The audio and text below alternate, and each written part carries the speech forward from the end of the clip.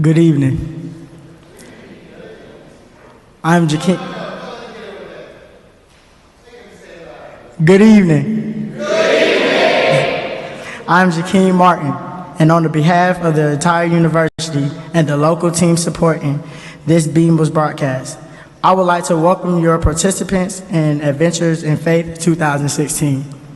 Streaming live to you, the newly renovated Ferguson Chapel on the Ottawa University home campus.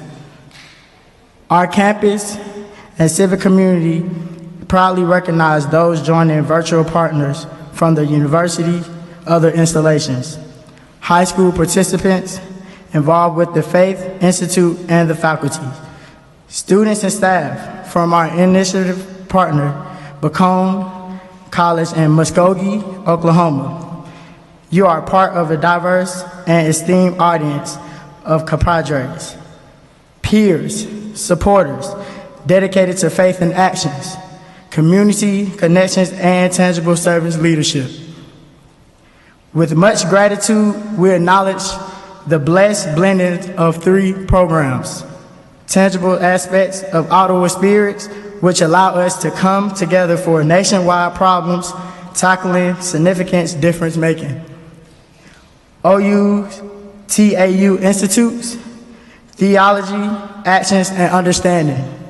A youth theology institute offering rigorous, surprising, and creative engagement with theologies, recasting high schools, school youth as active participants in theological debate, funded through a generous grant from the Lilly Endowment, Inc.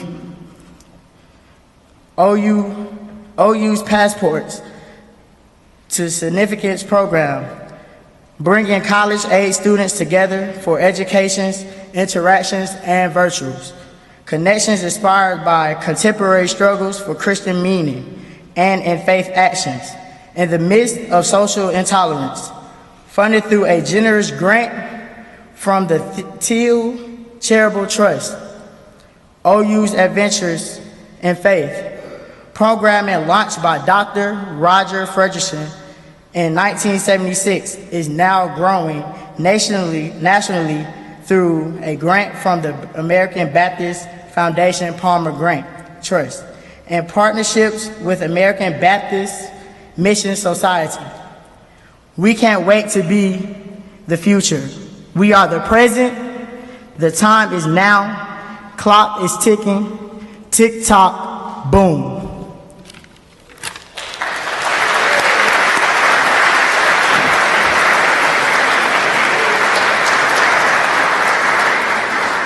So this is one of Mr. Martin's first of many. About 5 years ago, we did some stuff with youth, starting with high school and college kids, and what they said was this: they are tired of seeing the news. They do not think that my generation does anything but complain. And for the most part, they do not feel motivated to act. We were blessed to get several generous grants, and to say that we as an institution would lead people to action to make the world a better place. And I've had brave, wonderful people who put it out here so that they can lead that. This is my time to launch that for the whole year. We've done a lot of surveys nationwide to figure out where people are hurting and where people are full of it. And the combination of those two and how we can actually do faith in action to make a difference in the world, that's what we're after to kick off tonight. Please join me in prayer. God of healing and of hope, we are here to cause both. Please fill us with strength to understand that bullying should not be tolerated, that injustice should rankle, and that grace can heal all. Give us the strength, the power, and the compassion to make the world a better place for us, for our kids, for our grandkids. Amen. All right, so the obnoxious trailer. How many of you saw the obnoxious trailer in the Union? That was the first place we started. I like the obnoxious trailer. It's loud. It has a tendency to whirl and click. Play it so that we can hear its attractive tick-tocking. I'd like a show of hands with anyone who was startled by it in the Union.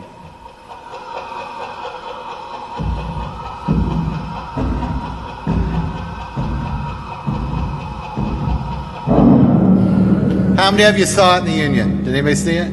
A couple of you? One of the things that we have decided was that posters might not work. I've stood up here for years and other places as a teacher and said that you are the future. We don't feel that we have that luxury. I say that you're the present. So, a lot of what we ask for today is your help. We're doing a whole marketing campaign nationwide to get people's attention. We need ideas. At the end of this, we hope that some of you can sign up. We need your ideas, not mine, not from my generation.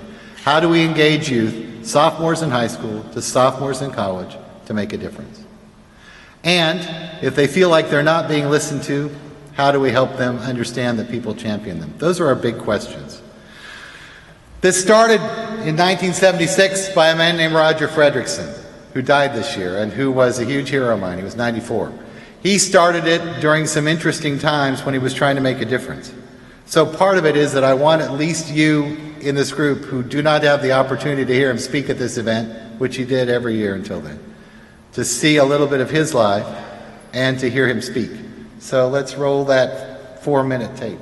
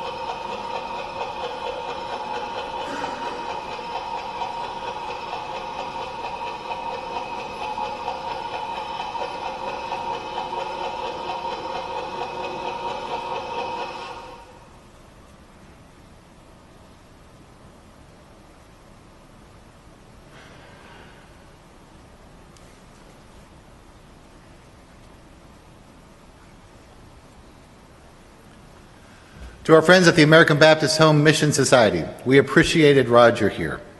We know that he helped lead the American Baptist churches. We were blessed to have him in his fights against injustice, against lack of equality.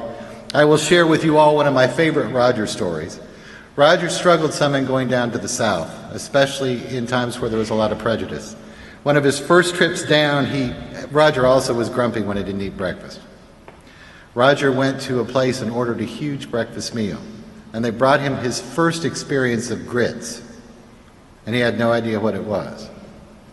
So he looked at it, and he picked at it, and he ate some of it to be polite, and they brought him more.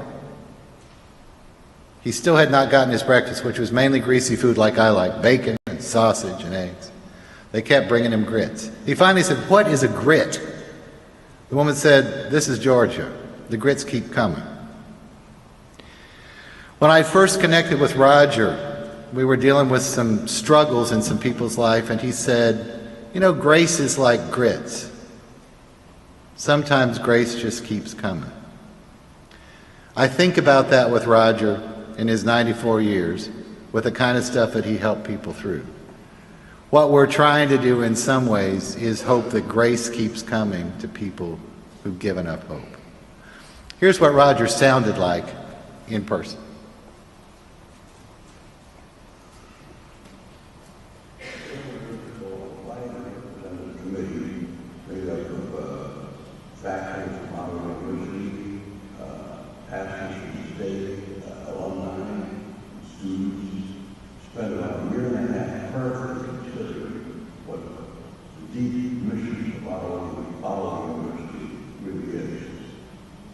Perfectly changing with unanimous sense that we are committed to being a caring, Christ-centered community of grace, integrating faith, learning, and life.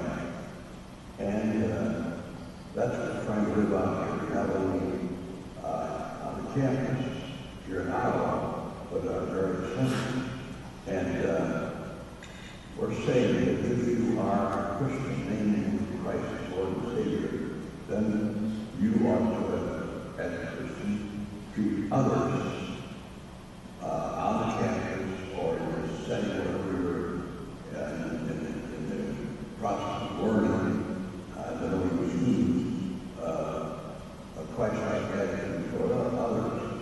We're an inclusive campus that means people who are no faith or Sikh or even, let's say, Hindus or Muslims along the campus should be treated as Christ is treated. Think about seeing others with the eyes of Christ. So I hope that as we do this more and more, we live that out. We become a caring people of God's grace, deeply concerned for one another, and try to live out the fact that we are becoming that kind of community more and more.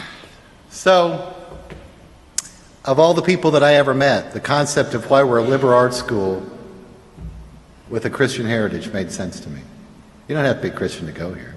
If you say you're Christian, you know how to act like it. If you're not Christian, you know what Christians stand for. And hopefully we can all unify doing good in the world, in the community. The next speaker, the speaker that I get to introduce, is a person that I'm incredibly proud to know because he's done that. I usually think of him for football when I talk public, private, and secret. Publicly, I think of him as a big shot. Privately, he's my friend, and I'm always pleased to know him. Today, what he's going to share is some secret stuff that's pretty stunning to me. First time he told me. It has to do with sort of how he got here. His charge was to tell you how good it is to get involved in community. What he ended up doing and what he's done for me is to show me that not everything's what you think when you see a successful person who makes a difference. And sometimes even those you really respect beat back odds you don't even know. So, Richard, I'm awful pleased to have you here. You tell him about your OU experience too, but he's a fixture at this college.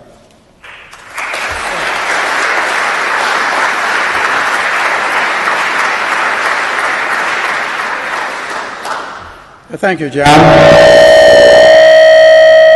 Something I said? We'll try this again. Thank you, John. It certainly is a pleasure and an honor to be able to speak here at the Frederick Center. I know Roger.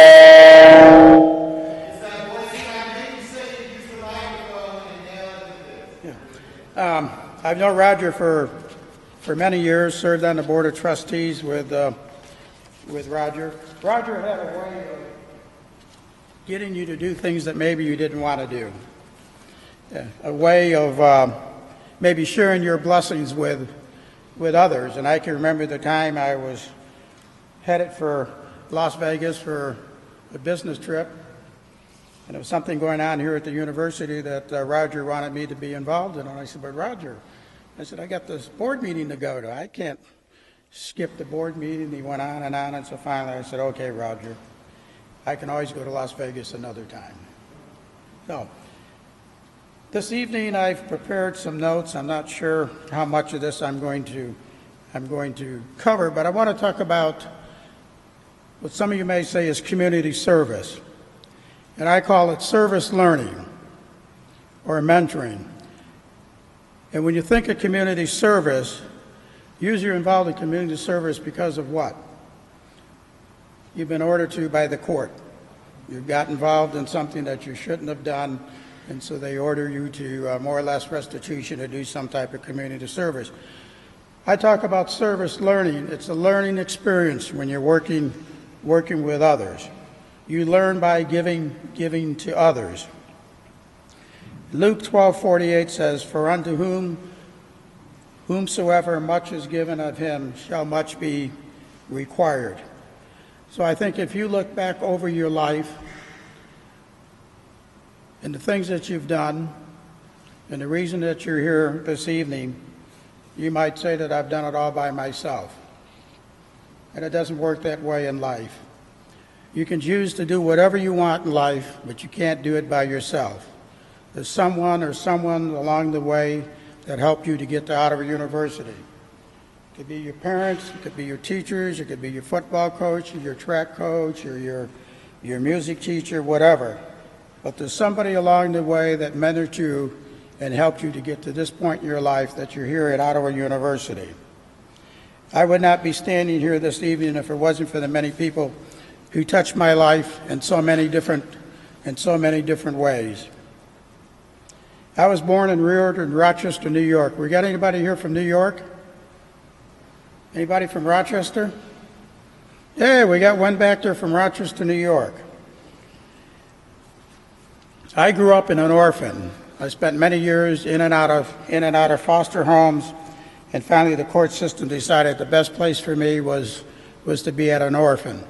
And really it wasn't as bad as one would think it is. I know the kids in the neighborhood often used to make fun of us or say, those poor little kids from Hillside Children's Center. Well, we soonly disabused them of that idea. Went on to, was actively involved in athletics at an early age there in the orphan, found that I could do some things athletic-wise that others. I went on to high school. When I went to high school, my only desire was to drop out of high school when I became 16. Couldn't see the need of going on to further my education. I was put in a special education program. They called it a work-study program that was geared for those that were targeted as potential high school dropouts. Now, we weren't all deficient in all areas of studies. Some of us had failed a class or two, or had failed a grade or two, but we've been targeted as potential high school dropouts. So what they did was the first year you had every shop there was in the school to offer. Then the second year you nailed it down to those shops, the area that you thought that you wanted to seek a profession in. And then the third year you went to school a half a day and you worked a half a day. Well, for me it became rather creative with some of the classes I had to take. Print shop, I can remember print shop well. We used to make phony IDs. We had the paper, we had the type, so we printed our own phony IDs. When I was in the orphan, we used to get these little milk tickets. They're worth about 6 cents, 8 cents, whatever. You could get a bowl of soups, sweet rolls, what have you. Well, we used to get one of those a day, and we used to sell them. That's why we made some pocket change. Well, 5 of those a week doesn't generate much money. And see, when I was in the orphan, if you're over 12, you got 75 cents a month. That's what your allowance was. So you multiply that times 12, we're not going anywhere. So we printed our own milk tickets, and we sold them. And I could never understand why the house mother never asked us how come we were never asking for our allowance. Well, that went on for a while, and then the house mother said, you know, we get a call from the business office, and it seems like we're getting more vouchers from the high school than we should have. And I calculate I'm not giving out that many milk tickets. So we figured that somebody was on to us. So that ended the counterfeiting of milk tickets. So we moved on to machine shop. And machine shop was very intriguing. And not that we were mysterious, we were just curious. We could make brass knuckles. We could make knives out of files. They make good knives because they're already tempered steel, so you don't have to stump them. And so one day a bunch of us are sitting around and somebody says, I wonder if you can make a $50. And somebody just happened to have a $50. So we got out the chase and we made the mold and got the cover the $50 and print on either side and poured the lead into it. And then we broke the mold and we had what? A brand new shiny $50. Well, one thing that we noticed about it was kind of rough around the edges. So we kind of got a file and filed off the raw edges, and so that looked pretty good. And somebody said, well, you know, it looks too new. So we said, what if we rub it in some dirt? And so we tried that, and that worked out pretty good. And so somebody said, hey, but that's awful light. So we said, well, what if we hand it off with a bunch of change? So we're making our silver $50 and passing them off in the cafeteria, and came in the machine shop one day, and our teacher says, "Don't put on your aprons. I want to talk to you." He says, "Just sit down front." And he said, "Now, I'm not accusing you of anything." He says, "But somebody's been counterfeiting $50, and I think it's in one of my classes." And he says, "You know, the bank has called the school, and they don't want to have to call the FBI." And so he explained to us that, you know, you can go to jail for counterfeiting money. And he said, "Again, I'm not blaming you, but if you just happen to know who's doing that, you might tell them." So that was the end of our printing of $50 in machine shop. But as school went on and I got more involved in athletics, I decided I want to go to college. I want to coach. And the only way you could do that is with a college education. And so some of my teachers and coaches petitioned the administration to get me out of the school work program and back into the regular curriculum. Well, they turned that down for whatever reason. So I went through 3 years of the school work program, graduated from that, went back to the 9th grade, and completed my education and graduated when I was 21. So I was 21 years old when I graduated from high school. And then through my coaches and some others, found out about Ottawa University. There was a professor that had graduated from Ottawa, told me all about Ottawa University. I applied and was accepted, and people were asking me, "Where are you going to go to college?" I said, "Ottawa University in Kansas." And they said, no. Ottawa University is not in Kansas. That's in Ottawa, Canada. And I says, "No, I'm going to Kansas." So I came out here to Kansas and got off at the bus what used to be the North American Hotel downtown, which is now a senior citizen high ride, and it was more than culture shock. But started my career here at Ottawa University, and would not have been as successful here as a student if it wasn't for the many people that I found that mentored me. Bill Bocek comes to mind. The track is named after Bill Bocek. Bill Ballinger, a number of others that worked with me and helped me along the way. And I still would not have graduated if it hadn't been for somebody sending some money, said to get this young man out of college.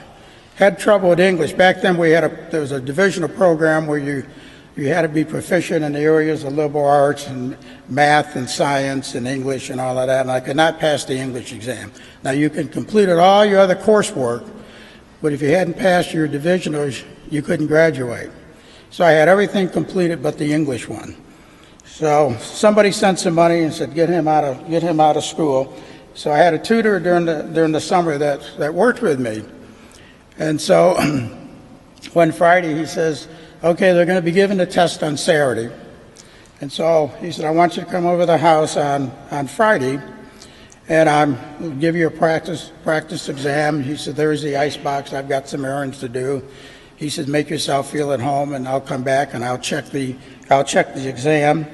And if there's anything that I think that you need to brush up on over the night, you'll be good to go." So he came back and he looked at it and he said, "Well," he said, "I think you'll do okay." And so I left and was thinking about taking that test on Saturday, and I think it was Dr. Presley, one of the English professors, knocked on my door about 6 o'clock that night, and he says, "Congratulations." And I says, "Congratulations." And he says, "Yes, you passed the English divisional." I said, "What do you mean I passed it?" He said, "Well, we figured that you knew the subject, that you panicked, you froze, and you just went brain dead, as I'm sure some of you have and some of you will. You have 4 years to experience that along the way." And so if it hadn't been for that, they could have just as easily said, "You know, this is the way it is. You take your test, and if you pass it, great. If you don't, you just take it again." And so they went out of their way to mentor me along the way. And if it hadn't been for situations like that, I'd probably still be here at Ottawa University or someplace else. How much time do I have here? Okay, we'll try to wrap this up because I know you have other things you'd like to do. Just like to encourage you while you're here, because this is your home away from home. This will be your community for the next 4 years. Encourage you to get involved somehow in your community, here in the Ottawa community, to be involved somehow to make a difference. I believe that God placed all of these people that I've talked about in my life, and that I could not fail because of angels were there to guide me in the direction that I need to go, and have the opportunity to make a difference in somebody else's life. And I truly believe that you have that opportunity to make a difference in someone's life while you're here at Ottawa University, and hopefully that will carry on to your future endeavors once you graduate. There's a number of different organizations, from Big Brothers to Big Sisters to communities in school, and I read in the paper last night, I believe it's a football or basketball team, we're working with the Meals on Wheels program, an opportunity to work with young people. I've had 2 experiences working with youth in this community, and actually youth is one of my passions. We used to have a program, it was called the Breakfast Buddy program, and that's where you would take that youth risk to breakfast once a week. And that turned out to be pretty popular. And then we said, well, there's people that would like to be a breakfast buddy that for whatever reason can't get up early in the morning and do it, but they could do it in the evening. So we started a supper buddy program. And we had kids from college students all the way up to 75 years of age. So it doesn't matter how old you get, you always have something that you can contribute. And I had this one youth that I started out with that was having some issues, and we used to go to breakfast, but his table manners were terrible. He didn't have any. And the first time we were at a restaurant, he took his fork and he stabbed his sausage and picked it up and chewed around the edge. So I said, that's not the way you eat your food. You learn to use a knife and fork. So sometime later, one of the staff came to me and said the school called and they have this kid that they would like you to mentor. They thought that you would be ideal for him. Well, he was I think about a 5th grade, it might have been 3rd or 4th grade, African American that had sickle cell anemia. He was a foster family because his mother was incarcerated for drug abuse.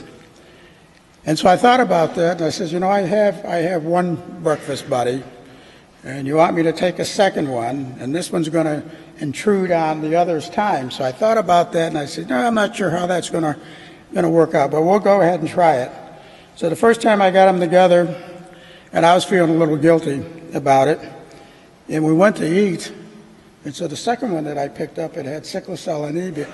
He starts to grab his food with his fingers. The other kid smacked his hands. He says, don't you have any manners?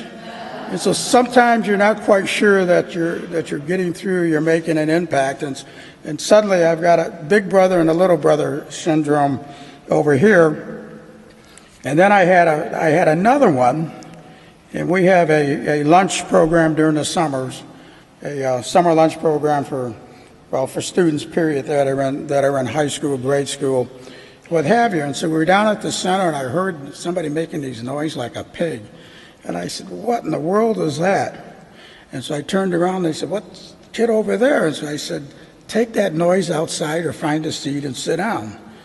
And so he kind of looked at me, and he went over and sat down. So for about a week, every time I came in, he'd look at me, and he'd go, sit down. And so I was eating lunch one day back at the office and reading the paper, and my youth director comes in, which hardly ever stayed over the lunch hour, and he's up and he's walking around, and I sensed that there's something wasn't quite right there. So finally I said, Todd, I said, what's the problem? And he said, well, we've got this youth we're trying to place, and we just can't find anybody that was willing to take him. And I said, well, tell me a little bit about him.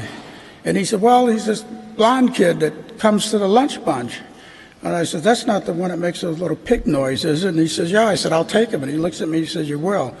So I had him for about 4 years, and we'd go to the different restaurants, and sometimes we'd go out in the evening, sometimes we do other things. And it was sometime after he graduated. One of the things the teacher said that whenever he's gone to breakfast with me, because he was a whole different person during the day. And so let's say sometimes you don't know the impact that you have on others. And when you're working with youth, you're not replacing the parents. But sometimes they need another person to talk to, somebody else to confide in and to feel comfortable about. And it was about a year ago, I got a call from his mother, and she said, "You need to talk to him." And I said, "Well, what's the problem?" She said, "Well, I'll let him tell you." So he gets on the phone, and I said, "Okay." I said, "What's up?" And actually, he'd taken a car, and he wasn't going to do any jail time. He had to do some community service. Now, that's where community service came in. He'd run afoul of the law. And they said, okay. And so he was to go to the animal shelter here, Prairie Paws. And he didn't want to go. And I said, well, you got yourself in trouble, and that's what happens. You have to pay the price. And he said, well, I don't want to go. And I said, let's not argue about it. I said, we've been down this road. I says, go and do it, get it over with, and when you're done, call me. Well, I said, don't argue with me. So he says, okay. And so about 2 hours later, he calls and said that he's gone there and he's done it and he's completed it and he's through with it. So just in closing, let me say that Eleanor Roosevelt once said, when you cease to make a contribution, you begin to die.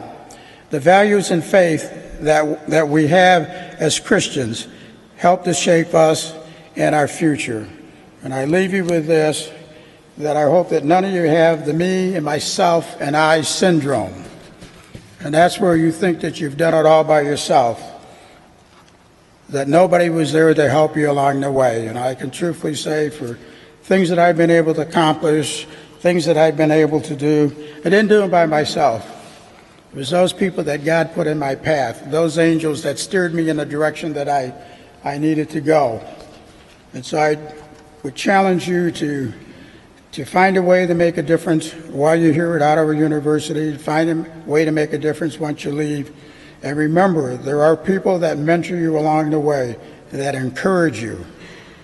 And so at some point in time in your life, you need to return that, and you need to try to make a difference in somebody else's life and somebody else's in the community. Thank you.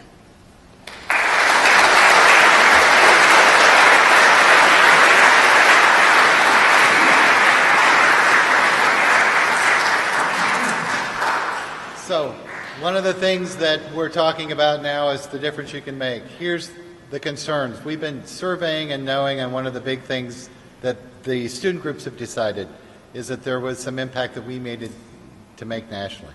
We're blessed to have a guest with us, Chad, who's here as an artist. And so I'm going to let you see what the students have put together for our launch of a nationwide initiative. We need more help with this, not just from you here on the campus in Ottawa, Kansas, but also nationwide with our partners all over the U.S. There's some pretty scary things going on with the kind of rates of youth suicide, kids as young as 10. It's a real different world than when I was a younger person. You didn't hear that. So, without ado, let's roll the film and show what the students have put together. The questions are usually from my file. How to research myself. We all thought suicide was the only option left, and we suffered to the point where it was the only thing that we thought was the only option left. I felt like I was suffocating in a world where no one understood, and but I'm here today because I reached out for help, and so my goal is to offer compassion to those who are suffering and to eliminate each stigma behind mental illness. So my hope is that people are more educated about mental illness and suicide, that people are able to manage stress and get through difficult situations in their lives, that it's okay for people to let people know that it's okay to feel pain, and that it's okay to share, because nobody deserves to be suffering right now.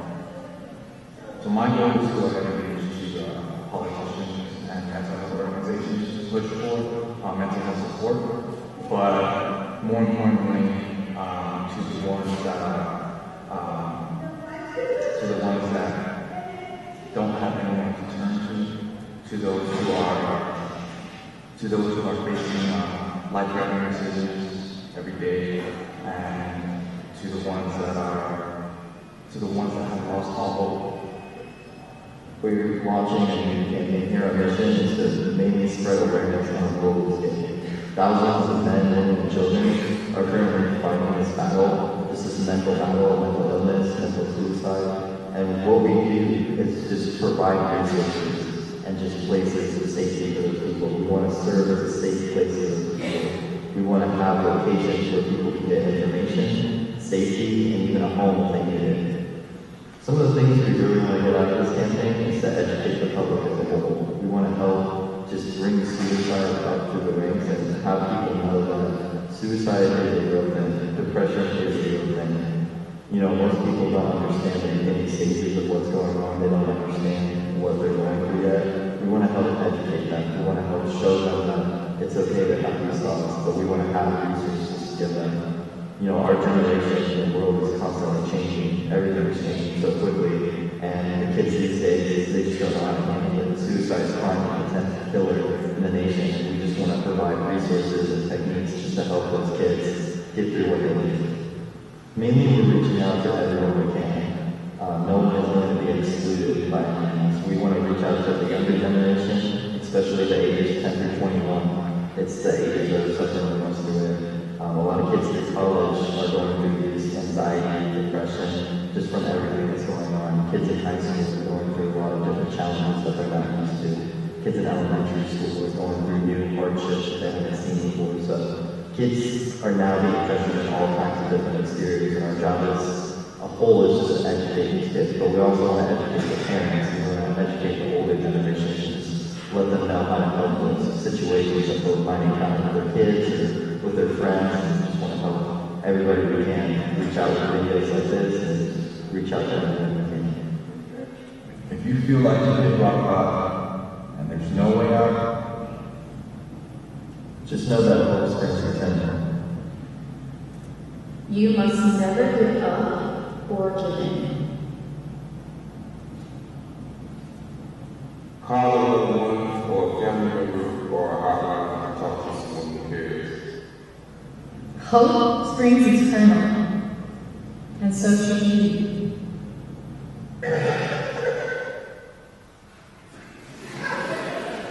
I did have definitely a best friend recently that I grew up with. He actually just committed suicide over the summer, this past summer.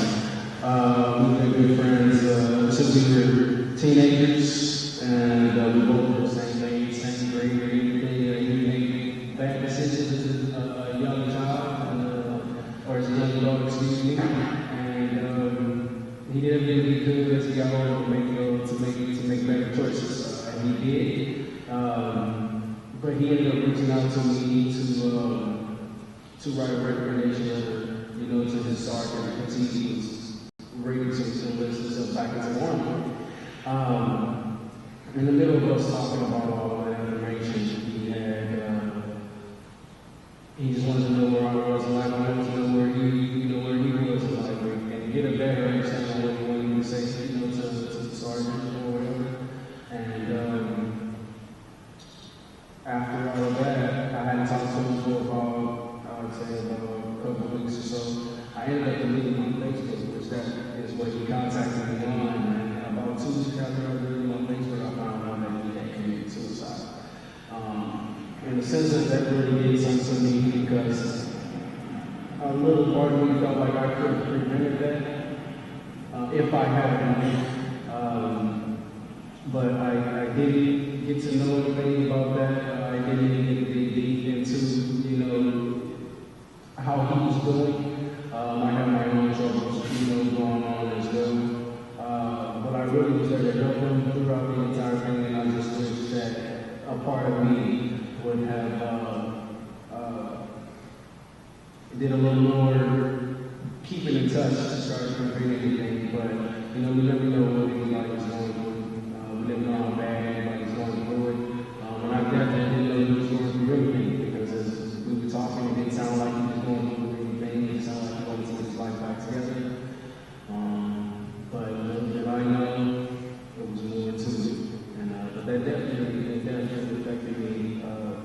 incident happened, and I've been thinking about that since then. And anybody I come across now, I try my hardest to do anything to help them with any problems that they are having, whether it's big, small, medium size, whatever problem it is, because you never know when you're going to face.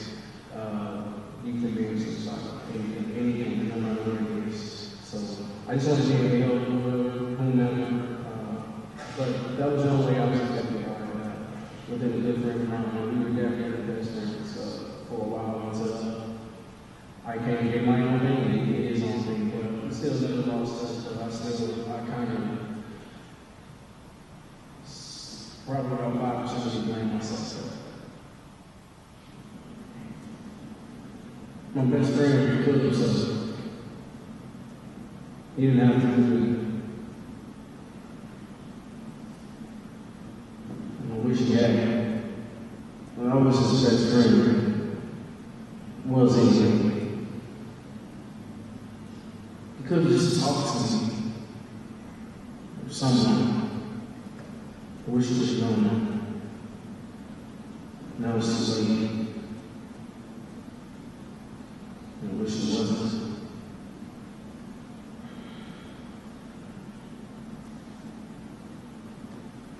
Round of applause.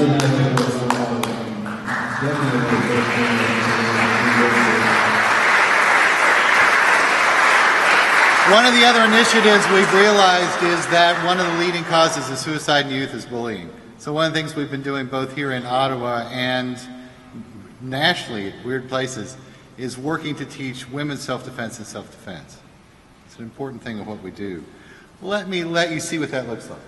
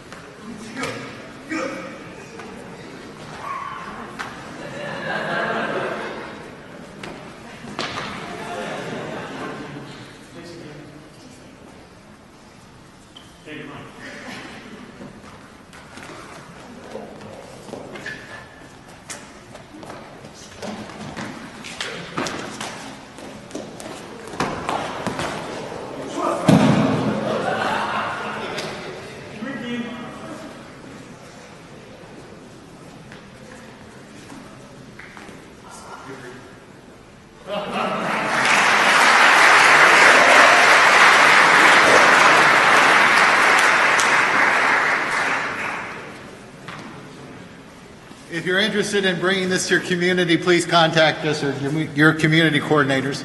We always need volunteers to help here on campus, especially for our women's self-defense classes. So please sign up. You guys with tags on you, would you stand up so they can see some faces of people that they could, if they can't find me? These are people that really make it happen on this campus and in this community. If there is something that you need to make a difference on, these are the people that I would grab.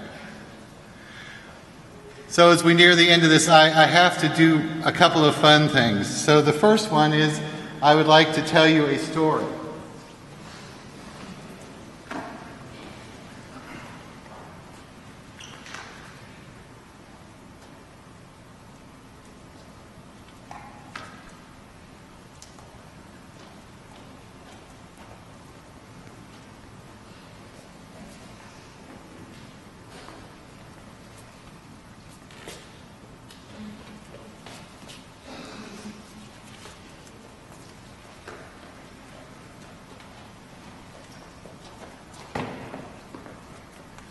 So what'd you think?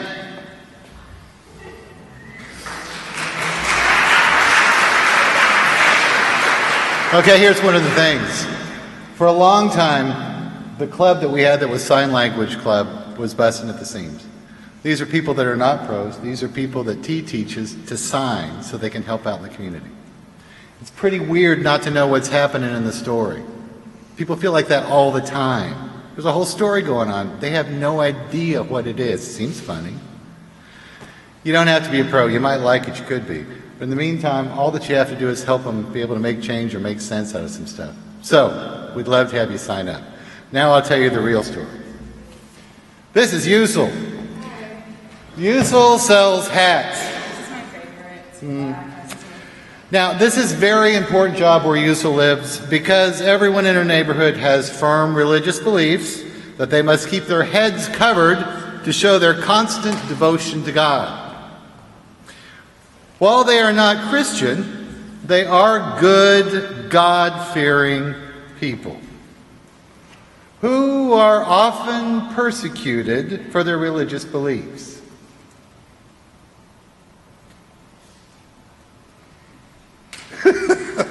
I shouldn't laugh at that. Thanks, Darius. Most of them are living. Some of them are dead. They are neighbors, sons, daughters, mamas, and papas. They are working hard to find love.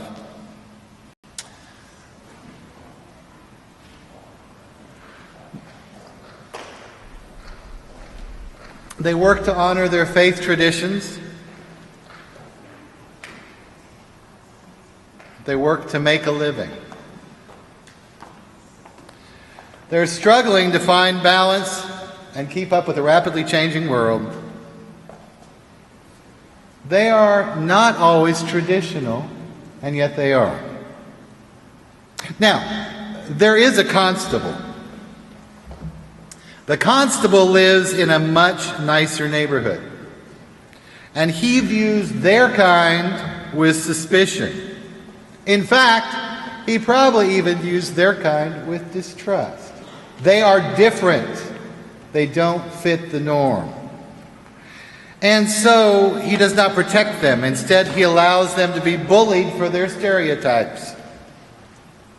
Okay, so this sort of sounds similar to today's news, but this is actually our take on Ottawa University Theater's musical, which is the Paul production of Fiddler on the Roof, which takes place in the 1800s in Russia. And of course, because it's a musical, we have to sing not a full number, but some, because in a musical you sing.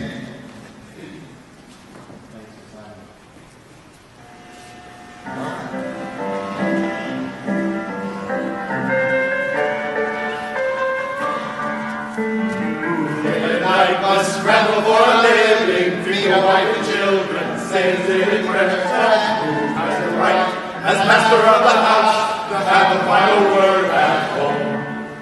The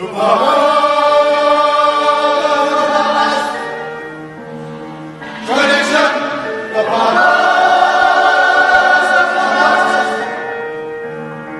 tradition.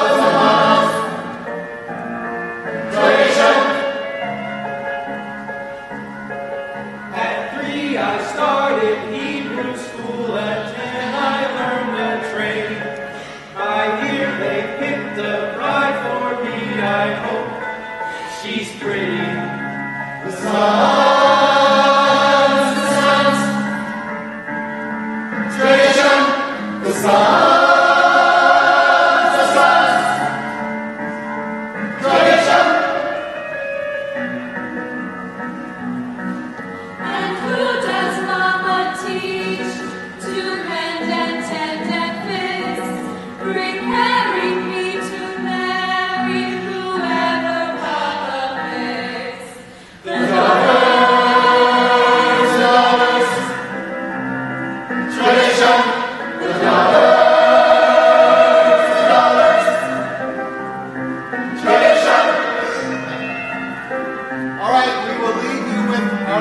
segment, Justice Cafe, because this show in Ottawa is about justice and making a difference. So for our last presentation, I'd like you to hear about a dining experience that you can join with us. We've talked fun, we've talked hard work, we've talked inspiration, and now food, because clearly food is one of my favorites. Kurt? Ken?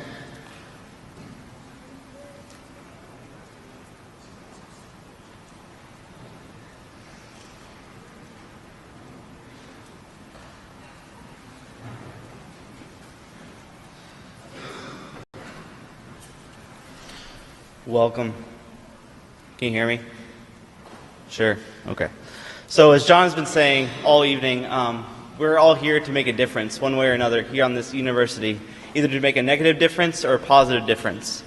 So I'm here to represent the Inter-Community Peace and Justice Center, Justice Cafes, because together you and I can make a difference. Next slide. All right, so what is Justice Cafe? It means to build community, act for justice, and deepen spirituality. To build community with young adults regionally and internationally, act for justice. Whoa, there, Lee. Stop touching the sound. Thanks. Act for justice, explore issues of global and local concern, and act together for justice. Deepen spirituality, make connections between spirituality and justice. How the cafe works. So you pretty much come wherever we're going to do it, either on this university or somewhere else. We're going to fill our bellies with yummy food. Somehow, way or another, it's going to be yummy. So any suggestions, come talk to me and I'll make it happen. So we're going to start some conversations about certain issues in our culture and in our society. We're also going to share expectations and experiences about those issues. With those issues, we're going to share different spiritual aspects or connections to help strengthen our faith, and through that deepen the knowledge and identify solutions to those problems. Also, after each little group time, we'll help keep in touch on the web and other group times to follow. So social issue topics for this year that the Inter-Community Peace and Justice Center has provided are healing from mass violence, food justice, build interfaith relationships, housing and homelessness, community peace building, and build a sustainable future. So what can you do to make a difference? Become a Justice Cafe host, which is pretty much a group leader, to help me facilitate different groups and help spread the word of social issues that we face here on this campus and in our community. Or even just join the group, get involved, help to spread the awareness of different issues. Help lead these discussions in your classrooms, with your teams, in your dorm room, or in the hotel rooms like you're doing right now. Become an integral part of solving social justice issues wherever you can. So this is a little quote that I liked. Never doubt that a small group of thoughtful, committed citizens can change the world. Indeed, it is the only thing that ever has. Margaret Mead. So for more information regarding this, come find me by the sound booth. I'll be running around trying to figure everything out. Or contact me with my phone number or email address. Or I'm around campus, either in Doc's office in the chapel, or at the bottom of Atkinson, or in the Union sometimes. So if you'd like to get involved, please contact me.